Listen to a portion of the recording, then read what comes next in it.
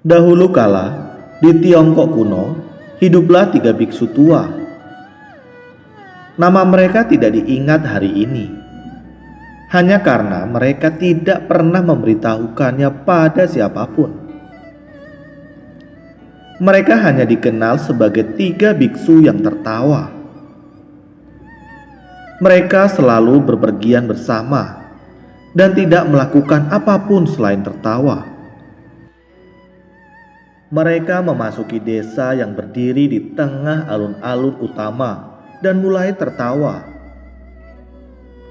Perlahan namun pasti, penduduk setempat, para pekerja, dan orang-orang yang lewat di situ tidak bisa menahan diri ikut tertawa juga.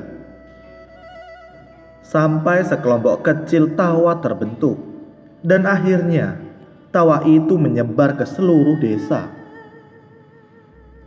Saat itulah ketiga biksu tua itu pindah ke desa berikutnya. Tawa mereka adalah satu-satunya doa mereka. Semua ajaran mereka, karena mereka tidak pernah berbicara dengan siapapun.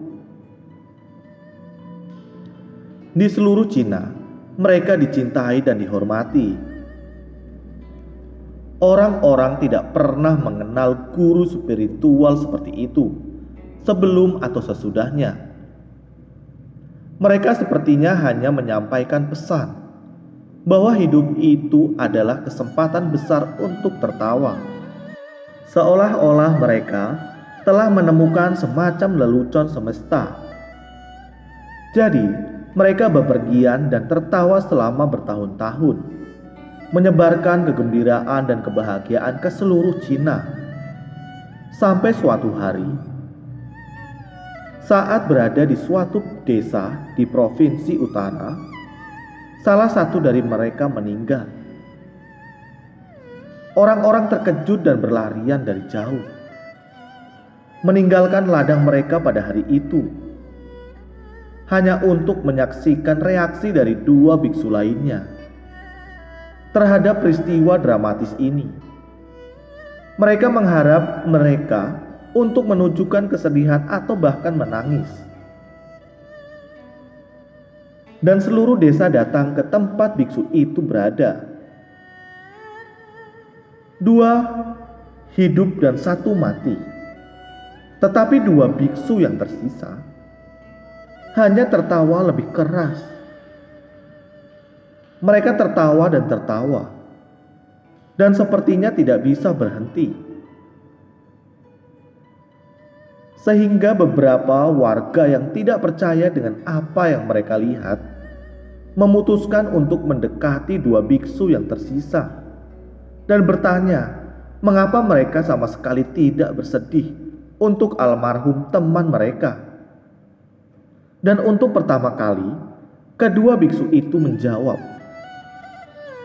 "Karena kemarin dalam perjalanan kami ke desa Anda, dia mengusulkan taruhan.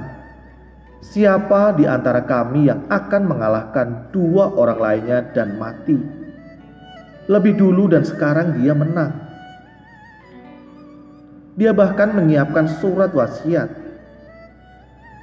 Di zaman itu, tradisi mengharuskan untuk memandikan orang mati dengan mengganti pakaiannya sebelum meletakkannya di tumpukan kayu pemakaman. Tetapi biksu tua itu secara eksplisit meminta untuk meninggalkan pakaian lama itu padanya, karena dia tidak pernah kotor selama 1 hari. "Saya tidak pernah membiarkan kotoran dunia ini menyentuh saya melalui tawa saya," wasiatnya menyatakan. Jadi, tubuh biksu tua itu diletakkan di atas tumpukan kayu dengan pakaian yang dia kenakan ketika dia meninggal. Lalu ketika api menyala dan mulai menjilati pakaiannya, yang mengejutkan semua orang, tiba-tiba kembang api 1000 warna meledak ke atas dan ke bawah dan ke segala penjuru. Dan akhirnya orang-orang yang berkumpul di sana pun ikut tertawa bersama kedua orang biksu itu.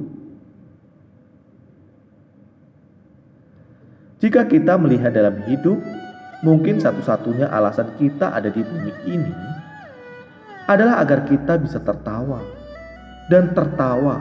dan tidak pernah berhenti mengalami kegembiraan dan tawa.